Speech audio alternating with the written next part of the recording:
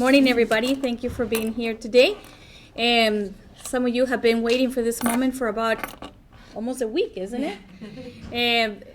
Thank you for being patient and giving us the time to do it in the right way.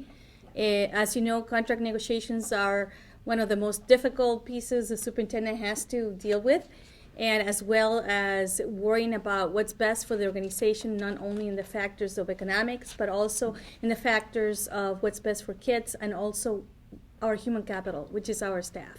So it's a quite interesting balance. For me, was a first time opportunity. I also not only was the first time I got truly involved because I sat across the table as a negotiator, which is kind of unique and I believe first time in history in St. Paul. I learned a lot, and I think it strengthened in many ways the trust and the relationship with the unions to understand that we are at this together. We're here to work together to make this a collaborative environment to improve the life of many kids.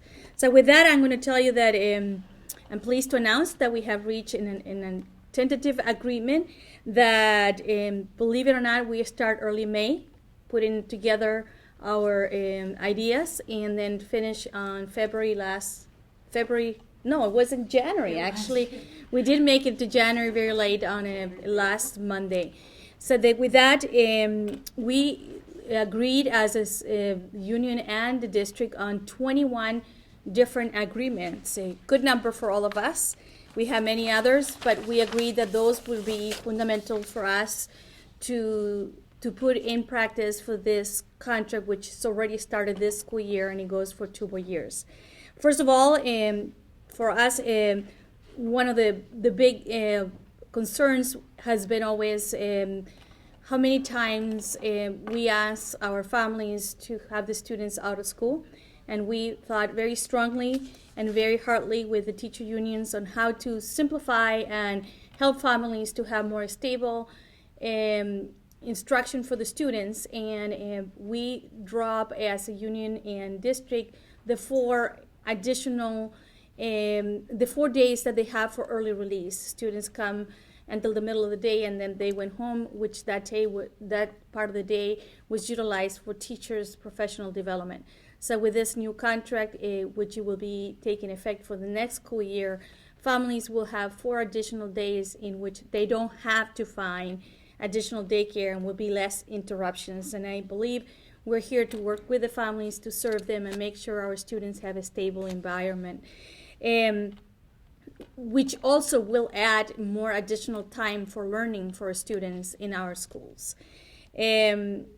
Another piece that we feel very strong about it is that in today's economy, it's a very difficult piece. And I tell you, I felt very blessed to be in this table because it wasn't about money. The contract was not about money from the perspective of the teachers.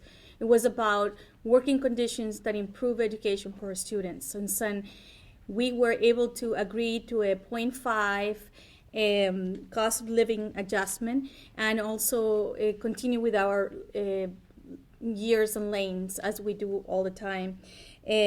But it was more about acknowledging the hard work that our teachers do every day, and definitely that they are our heroes because they are changing the world of the life of many students. So that was one of the agreements and was one of the discussions we had very early, that it wasn't about money, it was about what's best for the students and also for the community as well as for our teachers. Third, we were able to, and you probably heard in many different versions, a class size, and someone Twitter out there, which I'm looking at it, about what is about the class size and all those things. Well, what we agreed to strengthen the commitment that we already have made a year ago with a strong school, strong community, which it's very clearly defined the range of class size by grade level. So now we have it in our contract as a memorandum of understanding with the provision that we have the financial economical situation that would allow us to do that, and that was quite understood and agreeable throughout the whole discussion. If we have the means, we can do that, continue with that. And finally, one of the things that we were trying to improve, it was the special education caseload. For some people, caseload means how many students the special education teachers teach every day. And we agreed to follow, as we have, but being even much more deeper into the following the Minnesota statute, which it tells us how many students the caseload for teachers is. And it also provides additional time for teachers who are working with the special education students, which require a lot of paperwork. So we add some additional time for the teachers to be able to work on those federal requirements, which is the paperwork, as you may know about it. There are the 4 big points as the administration that I wanted to share today. Mary Cathryn has others, and which they're as important as the ones I share with you, but it is also pieces that in professional development and the belief of what it does make a good teacher in the future. Mary Cathryn is going to work with all of you, and she is, as you can see, twittering right now whatever I said. And I actually want to start by thanking you for attending and thanking St. Paul Public Schools and Superintendent Silva and Julie Schultz-Brown for making all of the arrangements for this and for inviting me to participate. It's really an honor to be able to stand with the superintendent and share these contract details. I will let you know that last night our union had the chance to share details with our building representatives, so that today and tomorrow our building representatives are taking those details back to the buildings and sharing them with teachers across our district, maybe even as we speak. As reported earlier, the St. Paul Federation of Teachers Executive Board did approve unanimously the recommendation for ratification to our membership, and that message will also be carried by our building representatives to teachers across the district. Our teachers will then vote on Monday, February 13th, and those votes will be tallied by 5 p.m. that evening. We have an executive board that meeting, so then it will be reported directly to our executive board, at which time we'll then call the school district and make sure that they know the official vote total for us. There are a lot of reasons why our members are going back out to talk to teachers today to encourage vote yes, and I'd like to touch on a few of them. If the theme of the 2009-2011 contract negotiations was bringing decision-making closer to the classroom, which brought us nation-leading school restructuring language, a solid beginning to our teacher support and evaluation program that we call peer assistance and review, and a promise to explore Minnesota's site-governed schools law, among other things, then really the theme of this contract was doing what it takes to make our classroom work matter. In that, you already heard the superintendent talk about class size. It really recognizes a commitment to working together to realize the class size goals of the Strong Schools, Strong Communities strategic plan that was approved last spring by our school board. I would also like to talk about our teacher support and evaluation system. We really spent a lot of time at the bargaining table making sure that we built on the successes that we had started in the 2009-11 contract. So the first thing we agreed on was that our peer assistance and review board, a group that is made up of an equal number of teachers and administrators, is going to oversee the work our school district does to make sure we adhere to the new Minnesota state law on teacher evaluation that was passed and signed into law last July. Some highlights of our peer assistance and review program now. We are guaranteeing every teacher can access our peer assistance and review program. Starting next year, for example, every probationary teacher will go through our peer assistance and review program and have a consulting teacher at least 1 year during their probation as one assurance of making sure that tenure is never an accident in St. Paul Public Schools. Our best teachers can now be supported through this support and evaluation system when they seek teacher leadership positions or when they're earning national board certification, for example. And no teacher has to wait for support.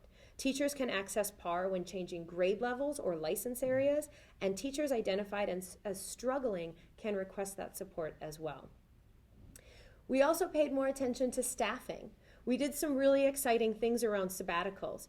We are going to make sure that a group of teachers and administrators come together every year to identify what the critical need areas for staffing are in St. Paul Public Schools, and we are going to prioritize sabbaticals for those people qualified for those critical need areas.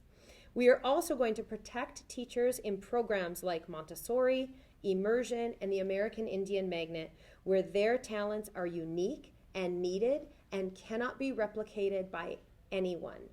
And so we have moved away from pure seniority in our Montessori, our Immersion, and our American Indian Magnet programs. We also committed to the Parent-Teacher Home Visit Project.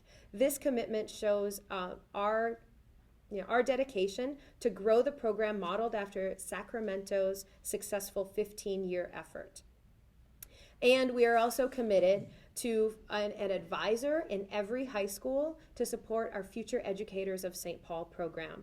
If Minnesota is ever going to diversify our teaching profession, we believe St. Paul has a role in that, and we actually believe those future educators are coming from St. Paul. So we are committed to growing the Future Educators of St. Paul program in every one of our high schools. Nobody cares about teacher quality and student learning more than teachers, which is why these issues were core to our contract negotiations. And when I say no one cares about teacher quality and student learning more than teachers, I count the superintendent in that group of teachers, because she is the lead teacher for this district. I want to thank you for your interest in our collective work. It is an absolute pleasure every time I have the privilege to negotiate our contract to improve teaching and learning. But I want to thank Tim Caskey for leading the district's negotiation team, and I want to thank Superintendent Valeria Silva for her sincere and active interest in contract negotiations that improve the work we do in St. Paul Public Schools. Thank you very much.